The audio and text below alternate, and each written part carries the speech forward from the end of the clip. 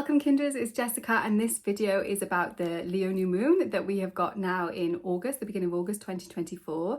So I'm going to talk to you a little bit about the general significations of the Leo new moon, and I've also created a free guide which you can download for the Leo new moon as well, which has a little table where you can find your rising sign, and then you can see like more specifics for what this moon will mean for you. And it also has some ideas for like journaling and ritual suggestions and things that are themed to a new moon in Leo. So this little section I'm going to talk to you here now face to camera is going to be about Leo new moons in general. So let's talk about Leo as a sign. It's one of those signs that people know as being kind of like flamboyant and show-offy, and sometimes gets a bad rap for being kind of like vain, a little bit like narcissistic sometimes.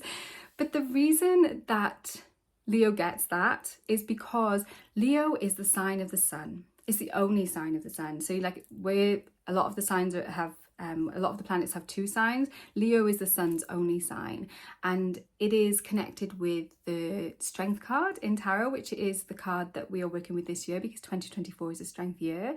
And it is also connected with, in medical astrology, with our hearts and our spines, you know.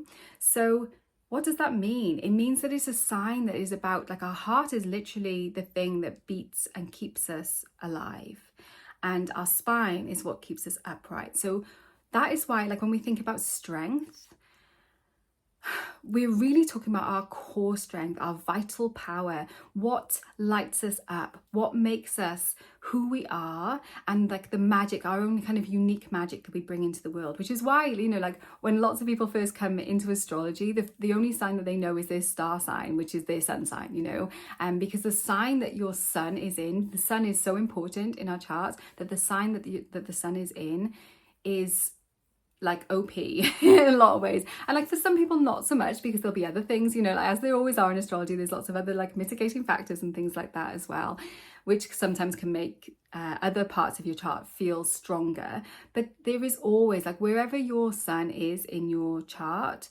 is like the kind of key or the clue to where your vital energy comes from, the kind of essence of your vital energy, your core energy, your strength, what you are naturally gifted at, where you naturally shine. You know, those are the things that are where your sun is. So when we are in a Leo moon, as we are going to be now, we're talking about shiny things.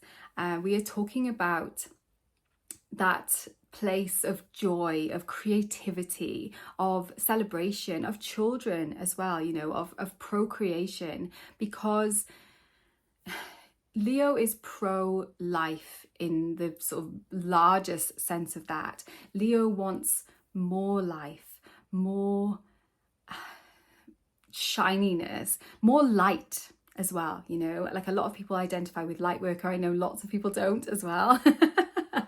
And we do, like, personally, I believe that we need to work with our light and our shadows.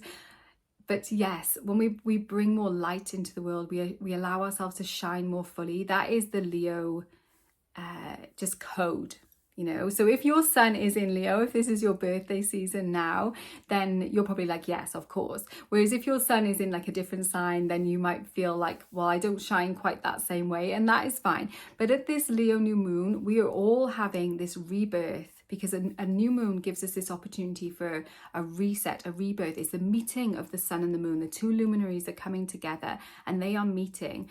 And that is an ending of the previous cycle. So we are closing off those Cancer moon themes now, where we have been working on things like protection and family and nurturing and ancestry, those sort of themes.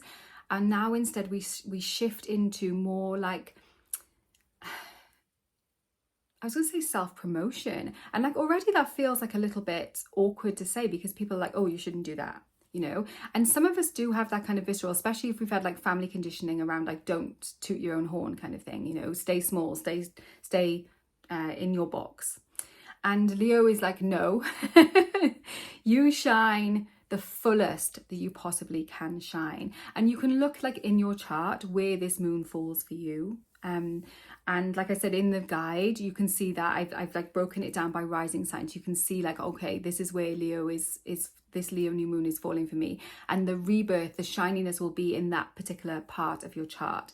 So like for me, the Leo new moon is in my 11th house, and the 11th house is to do with communities, with connection. And so it's no surprise that in this Leo new moon, I am launching a new community. We are having our Discord community. I've created a Discord server for the Jessica and the Moon community, and that is launching now at this Leo new moon. So if you want to join, I'll leave a link to join the community in the description box as well, so you can come over and join us. But that is just so perfectly on point, because it's got that new moon idea of bringing something new, or the seeds of something new. Because I'll make more, you know, I'll tell people a little bit more about the community. I just wanted to kind of like mention it here today, but not go super deep on it. But at the new moon, we are birthing those new seeds into, or not birthing those new seeds, planting those new seeds. I'm mixing my metaphors into being. So something new, something bright and shiny is wanting to come through for you in that Leo place in your chart. And so we lean into that. We ask for that augmentation of the light. We bring it through us and into that beautiful shininess in that part of your chart. So like say Leo was in your second house, for example, then you would be having this new moon in Leo in your house of like finances and stuff, really, of like possessions, values, and also like self-worth. I find in the second house a lot as well when we talk about it in a more esoteric way. So you could be having that new moon sparking off a whole different approach to self-worth. That would be an amazing thing, I think, to be working on in that second house. But it might also be like you're going to open a new bank account and you're going to start a new savings scheme or something like that, you know, as well.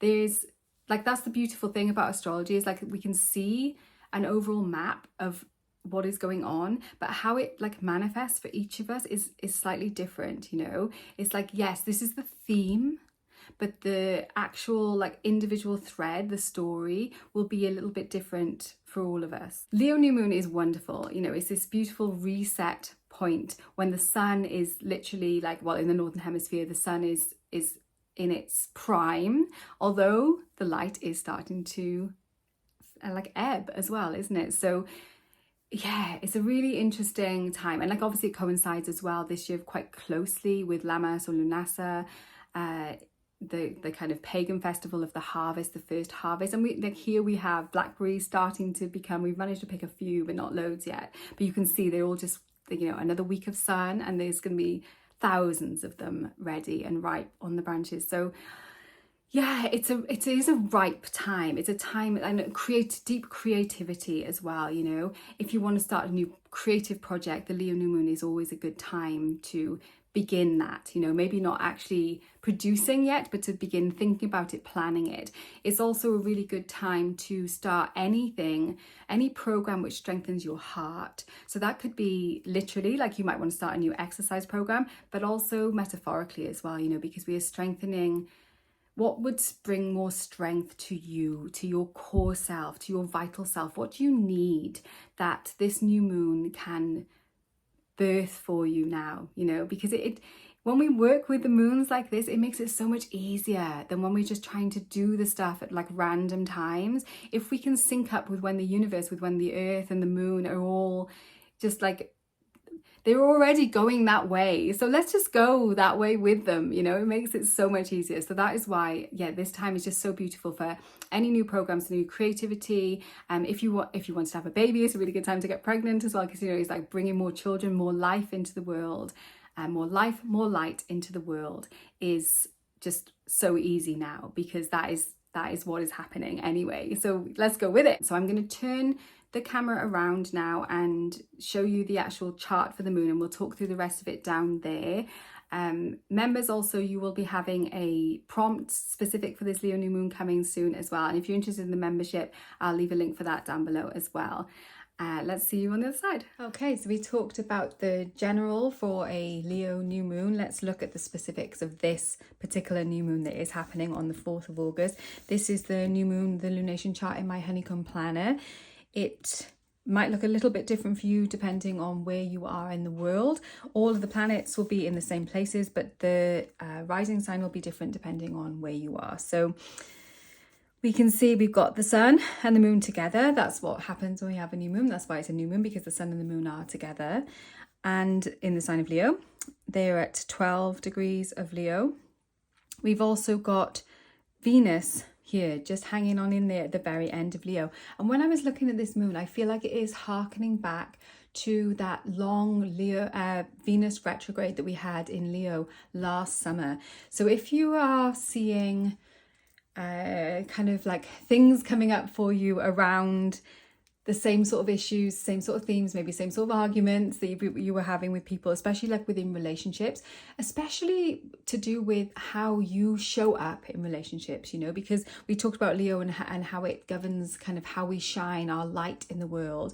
And because we've got this Venus here co-present with the new moon, it's bringing in those themes of like how we shine within relationships, how we show up in relationships.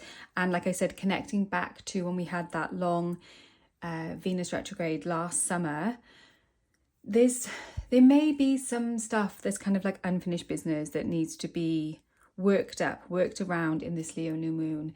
It could be that like last summer we made some compromises which didn't fully support us to shine our light in our worlds, and so there's something that needs to be addressed perhaps around that here. Maybe not, you know, like what happens when we're looking at the astrology is always useful to relate it back to our own charts as well, which is why I am creating an astrology course, which is going to be released in the autumn, which will show you how to do this. So you can like look at the charts of what is going on, you know, the lunation charts or mundane charts, and then you can like trace it back to your own chart and sort of see. So like if you have got planets around 12 degrees of Leo or 12 degrees of any of the fixed signs, you will feel this new moon much more strongly than people who haven't got anything perhaps in Leo or anything in the fixed signs, you know. So there's always neons, there's always levels and layers of this stuff, but generally because Venus, for all of us, Venus is co-present with this new moon in Leo. So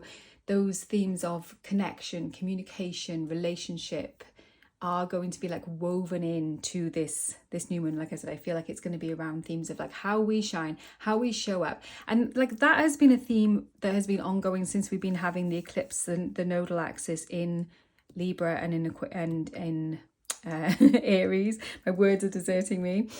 That whole axis is set up around that idea of self and other, you know, like who we are as our core self and who we are in our connection with other people.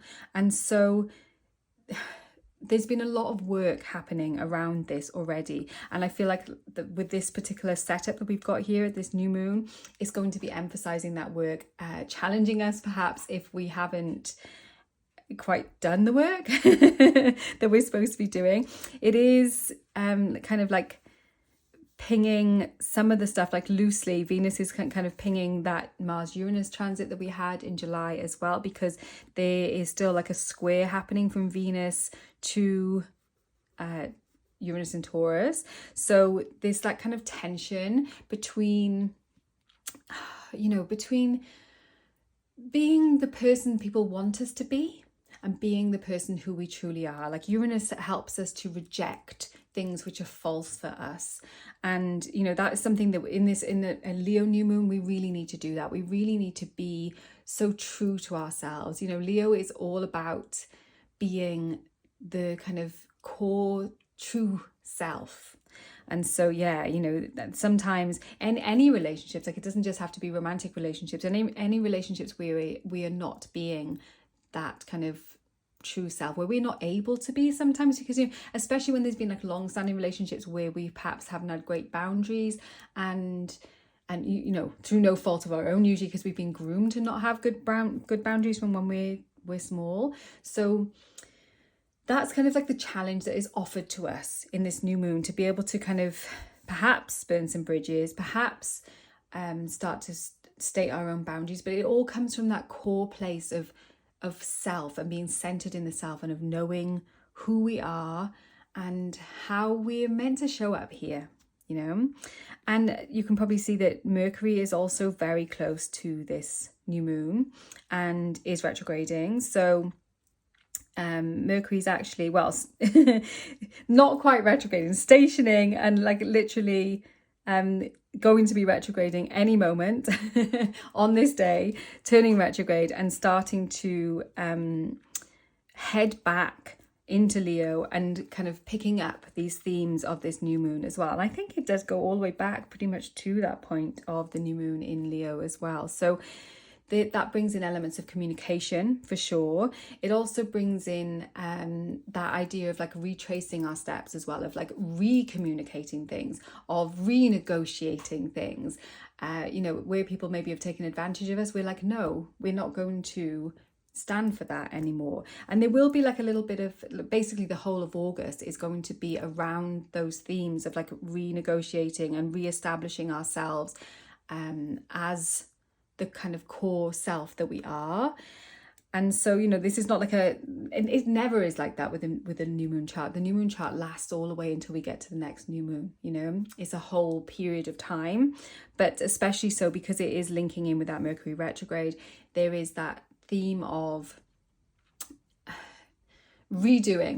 We get a do-over in this whole month. And Mercury's I think it's the 28th of August, starts to move direct again, and we'll start to ping back across the placements of the planets during this new moon as well. So yes, these themes of like kind of deep communicating who we are at our core. And perhaps there's ways to do that creatively as well. Like we talked about Leo being a creative sign. It wants us to bring our creativity forward. So perhaps things like art journaling, or perhaps things like guided visualization, or just like kind of free painting, or anything that stimulates your creativity and helps you to get to that core self. Because often our core selves are kind of like hidden behind lots of different layers, and so we need to kind of peel those things back. And like I said, we are in a strength year, which connects in with Leo. So this lunation is like particularly strong this year. We're like over halfway through this year now, through 2024, and so the themes of this year are that they're becoming evident now. And it does focus around our kind of core self, our true self, how we show up in our relationships without compromising that true self, how we can bring more of ourselves, more of our light into this world, shine that gorgeous sunlight into the world. Yeah. So let's have a look at what else is happening here. So like I said, we've got our sun and moon and Venus here. And I've already mentioned the fact that Venus and Mercury will be making an even closer square back to Uranus in Taurus as well. So that kind of redoing and quite cut some, like Uranus is very surprising sometimes, well, not sometimes, that's kind of the nature of Uranus. It does things quickly and in surprising ways. So you might find that things that have been stuck can be the resolutions and ways forward that you never thought were possible, creative ways forward, can become possible now. And it's not necessarily going to feel like really easy, but if it's heart-led, if you're being true to that core self, you'll know that you're on the right path. It's also making a sextile. The new moon is making a sextile to we've got Mars kind of like closing in on Jupiter in Gemini as well. So that is like a big theme for this month. I talked about that I didn't talk about it because I didn't make a kind of video forecast for this month for August, but I did do a written forecast. So I'll try and remember to link that down below for you as well, because that has got like a breakdown for all the signs and everything in August as well. That Mars Jupiter conjunction, which is coming up, is going to like, I actually like a lot of people, I've heard a lot of people talking about this as if it's like kind of the same, or not the same as, but like, the same kind of importance as that Mars Uranus conjunction. I don't like Mars and Jupiter together are not enemies. Mars and Jupiter it's like the king and the general meeting, so and in Gemini, it's like ideas and getting that kind of creative stuff kind of going. So I'm not seeing that as being doom and gloom at all. I'm seeing it as being like a powerful meeting of like, okay, what is our strategy? How can we move this forward now? So yeah, I like that's supportive to what is going on in this new moon. So as long as we are strategizing honestly, with an open heart, with a truthful heart, then this moon, oh, it's just, I think it's great. I do really, really think it's great. We have got like a full moon coming up, which is going to be like a little bit more intense later on in August. But yeah, this new moon is good. It's really good. And there's some other things going on here as well. We've also got the Mars Jupiter conjunction. Like, it's not a conjunction yet, but it's getting closer. It's obviously in the sign, and it's also like moving closer to being in orb now as well. It's making a trine down here to Pluto in Aquarius, and like that is also, it's signifying that we do need to have this kind of, we are in an epoch changing moment now. You've probably noticed the world is kind of weird right now, and it's almost like the kind of go big or go home conjunction, this Mars Jupiter kind of thing. And like, there's no way we're going home, we are going big. We are regenerating ourselves now. So if you kind of want to stay small and kind of like play it safe and not do any inner work, then this new moon is not going to feel good for you, because this new moon is urging us now, is calling us to do that inner work, to bring more of our light through, to clear out those blocks so that we can allow more light to shine through. That's why we do shadow work. We do shadow work so that we can dispel the shadows and carry more light through us. And yes, it's not like spiritual bypassing, of course.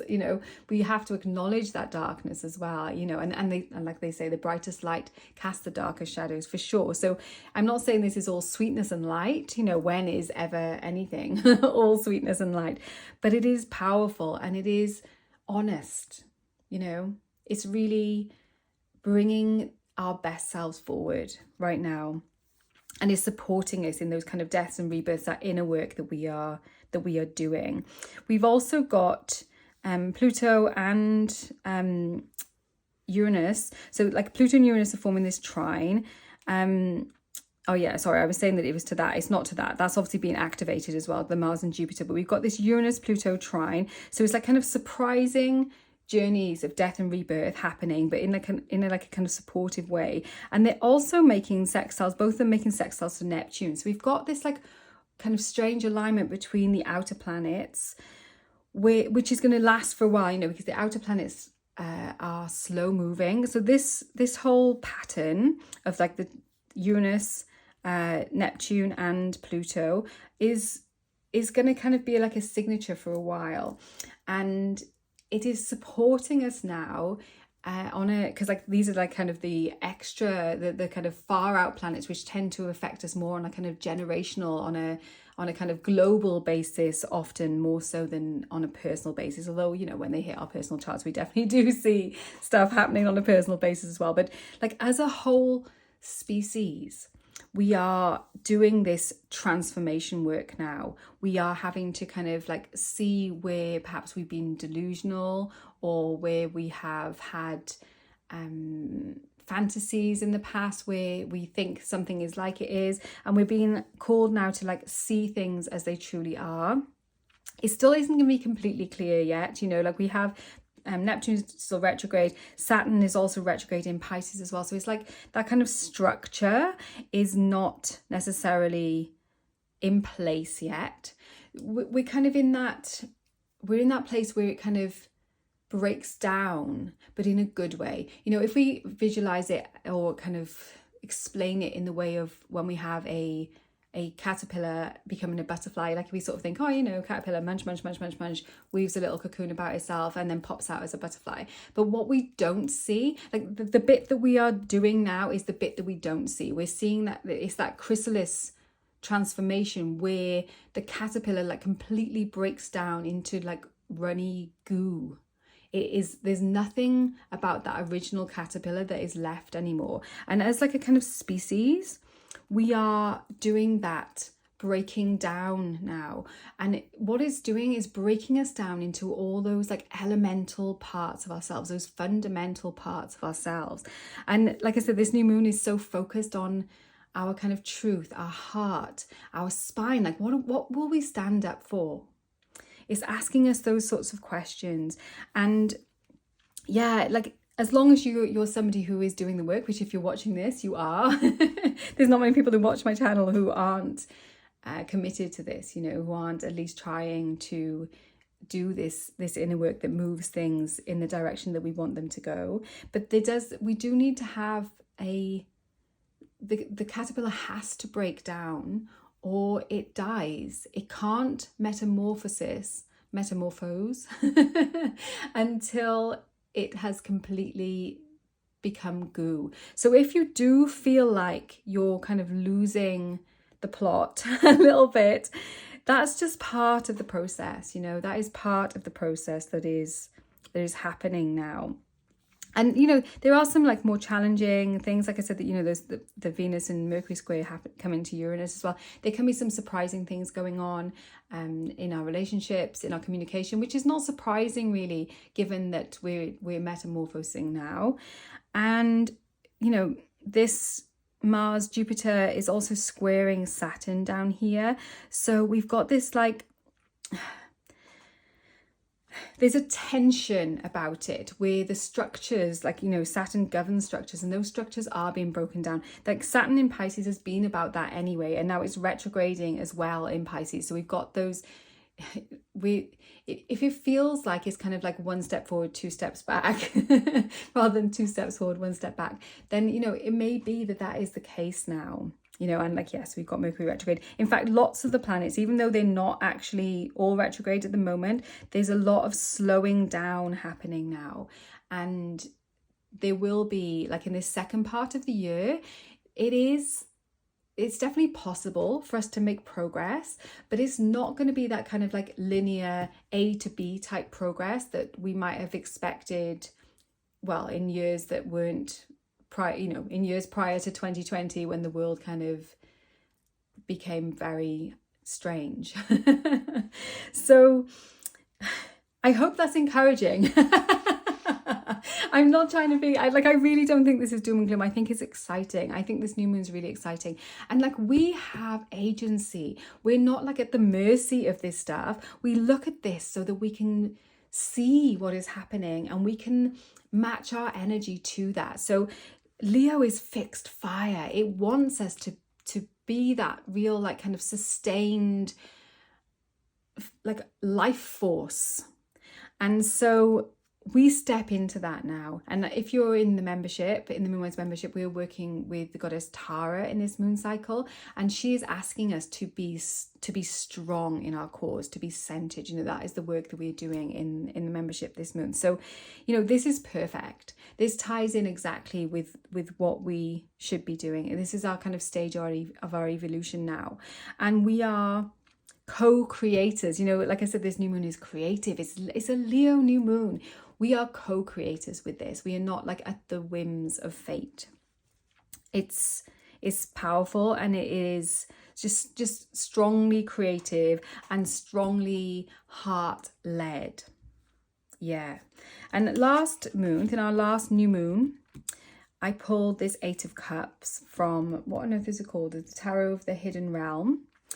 And this has been such a great guide actually through this Cancer moon cycle, because it has been a lot about, like, the Eight of Cups is often about letting things go, and it's about letting things go that we've invested a lot of time and energy into as well. You know, maybe we've deliberated about it for a long time. Maybe we've it is like, it's deciding enough is enough. You know, I can't stay in these particular situations anymore now. And I love that it's got like the moon cycles on it, and that idea of like kind of water scrying, the moonstone as well, you know, like leading us through. It was so moony, so Cancer moony, you know, like Cancer is the sign of the moon. And so it just is so perfect. And so if you have been feeling, and like I've noticed this around me, is there's a lot of grief been coming out, like not necessarily personal grief, although there has been that too, but like a kind of more general feeling of sadness for like the world and for the situation that we find ourselves in now, and like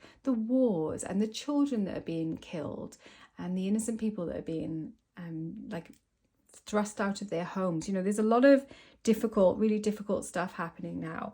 And what we have needed to reject is that kind of clinging to that way of doing things which we grew up with. You know, we are in a new era now, we're in a new epoch now, and so we do things differently, and that involves a letting go of the way that we've done things before. And along with that letting go, there's grief, you know, and like I'm sure it feels really difficult for the caterpillar when it is breaking down. You know, we grieve for our past selves, but it is our past selves who have got us here where we are now, and we step now into our present selves and into our future selves as well.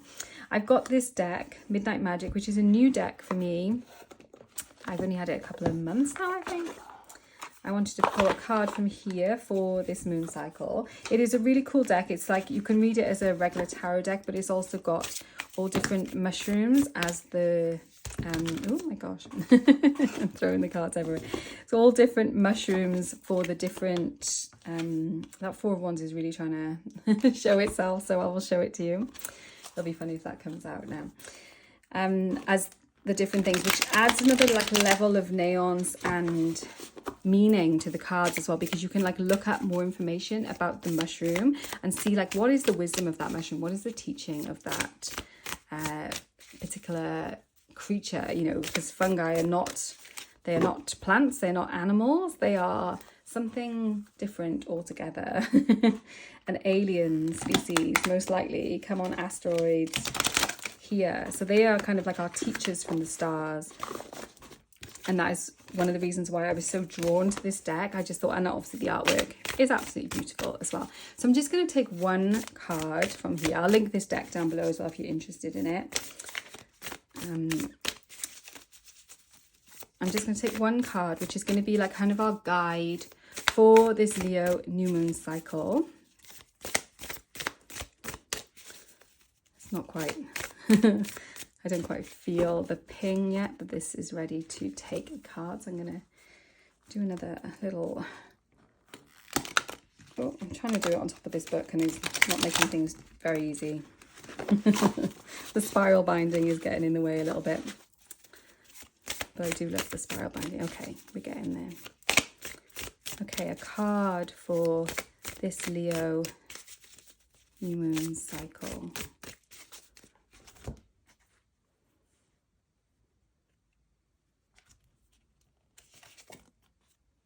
Oh, that's nice. Okay, we have the Lovers, which is interesting given that that is a Gemini associated card, and we obviously have these two characters that I already talked about. We got like the king and the general, Jupiter and Mars together in Gemini. And like, I'll read what it says in the book about the particular mushroom as well, because it's always really useful. But I just wanted to kind of think about that message of the Lovers as well, because the Lovers is, it can be about relationships. And, you know, we've already talked about how relationships are a theme because we've got Venus here with this new moon. But it's also about choice. It's also about kind of like being true to ourselves, you know, like we talked about. We can't just, well, we can, you know, we can live our lives just taking cues from the people around us and kind of just being what other people expect us to be. But then whose life is that? You know, this moon gives us the opportunity to take responsibility and also like authorship of our own stories moving forward. And like this card coming out is also linked to Mercury, because Mercury is one of the is the ruler of Gemini, also the ruler of Virgo, where Mercury is now. So it's kind of bringing in that mutable earth, mutable air energy as well. We have got choices now, and we can remake those choices as well. You know, when I talk about Mercury retrograding, we can, just because we've been that certain way with somebody in the past doesn't mean that's the way we need to go ongoing. And like that can be hard because people tend to act with us in the way that they're used to. So when we start being different, when we start reacting in a different way or acting towards them in a different way, it is challenging. You know, we have got these kind of slightly spicy things going on here as well. There's a disruption that is happening right now, and an invitation for us to make a different choice, to choose our own hearts, to choose our own light, and to kind of move forward towards that. Yeah. What else have we got here on this card? We've got like a tree here. It just looks really like it's like kind of sensual as well, this card, which makes sense, doesn't it, for it being the Lovers. Let's have a look what it says in the book for it. I'll just give you a little quick flick through the book. It has got you know, like a little bit of an introduction about the deck, how to read cards, kind of just a little bit at the front, and then the rest of it is all the kind of cards. I don't think it's got anything at the back, or it's got, yeah, a little bit of stuff about the books and things that they've taken the information from, but yeah, not loads. But it's good, you know, like it's good. It's got a little bit about each of the cards, and the same for the minors as well as the majors.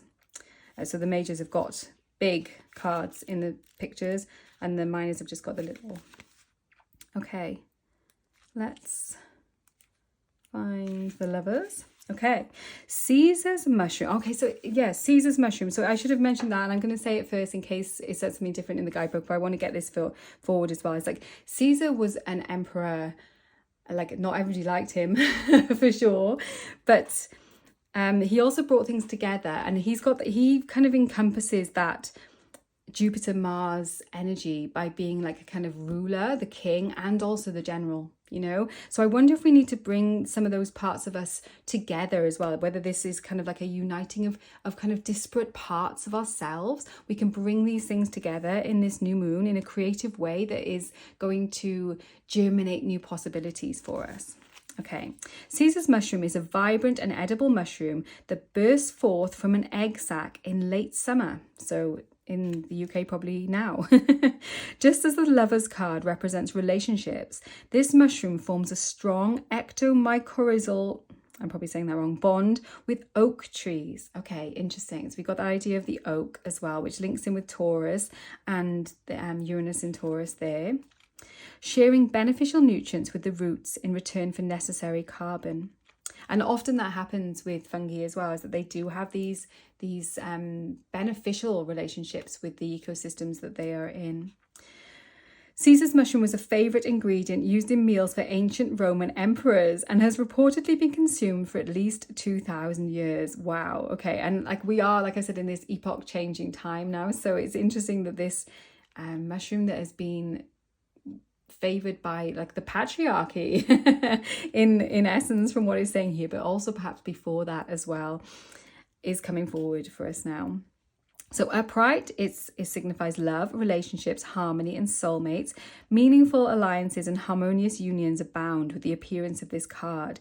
If you have a long-term goal or are in a relationship, expect things to be in balance and functioning smoothly. Stay true to yourself, and harmony and reciprocity in relationships will follow. That staying true to yourself is literally is the key. You know, we can't compromise ourselves in order to keep the peace anymore. We need to let our own light shine. And then reversed, self-love, disharmony, imbalance or baggage. You may need to practice turning your love inward. A reversed Lovers card asks you to prioritize self-care over any external relationships at this time. You may also recognize past emotional baggage as the source of your imbalance. This issue may be affecting you greatly, so it's worth it to explore this topic. So what I tend to do now, once I pull these out, is I will look up that mushroom and I will find out more information about it, because quite often in the story of that mushroom there is even more wisdom, you know, to be had. Like perhaps, like we already know, it grows in oak trees. That's an interesting relationship there between the oak and between the Caesar's mushroom. You know, why was it eaten by emperors? You know, what do they think? Quite often there'll be like certain properties, sometimes magical properties as well, that they believe that they have. And so yeah, like if it's been eaten by emperors, I feel like it's probably something that promotes strength, which obviously ties in with our new moon. And that link with the oak tree, like oak trees are known for, well, for being magical trees, you know, linked with druids, also known for being just so strong, so sturdy, which is why they connect in with Taurus as well, you know. Yeah, there's so much richness there. And I feel like what the message that is coming forward for us as we go into this cycle is that like an oak tree is a huge thing, isn't it? And these mushrooms are small things which are perhaps less noticeable than that. And I feel like what it's saying is like there'll be big the big things, the big systems, the kind of larger systems that we work in, we can be like these mushrooms when we're true to ourselves and be like of service to these bigger institutions, but only if they are nourishing to us, you know. And like that institution, we could see that as a relationship as well, like in our own relationships. They often like outgrow us almost, don't they? Or like we could think of the oak tree as being like a family, and like lots of us have difficult relationships with family members, and in this moon cycle we are being called to like be so unapologetically ourselves that there could be some conflict there. But if we take the key from the mushroom, then what we're actually doing is helping to break down the soil and to kind of it's even adding like feed to a healthy growth. And that is exactly what happens when we're true to ourselves, because it can cause conflict in the short term, but actually what we are doing is bringing more truth and more coherence into the whole ecosystem. And so truly strong things, truly like kind of like big beautiful oak trees, metaphorically speaking and not metaphorically speaking, literally speaking, need these smaller organisms as well to promote their growth. And so when we are a healthy and again, like mushrooms, that's another reason why I chose to use that this time, is like mushrooms literally do that composting work, you know. They break down the soil and they take toxins out of the soil and they make it good again for, you know, for other things to be able to grow. And so we are being asked to do that for ourselves. We're being asked to kind of break ourselves down and to free those parts of us that are not aligned with who we are moving forward, and to be that best self, and to bring that best self also into relationship, to all of our relationships, and into the institutions and like larger systems we find ourselves working in as well. We're like this, just by being ourselves, just by being ourselves, we are doing that amazing work. Because like it's such a cliche, but like it is so true that when we shine as ourselves and be authentic, it does give permission for people around us to do that, even if they don't like it initially. It is bringing more light, more love into the world, which is ultimately just so beautiful and so needed right now. So I hope that you have enjoyed that and you're looking forward to this new Leo new moon cycle. Let me know how it sits for you, and if you know anything more about the mushrooms, also drop that in. This is not one that I'm familiar with, even though I have an oak tree in my garden. I have not seen this particular mushroom pop up before, so I'll look forward to looking a little bit more into that. Thank you so much for watching. Warmest blessings, and I'll see you very soon.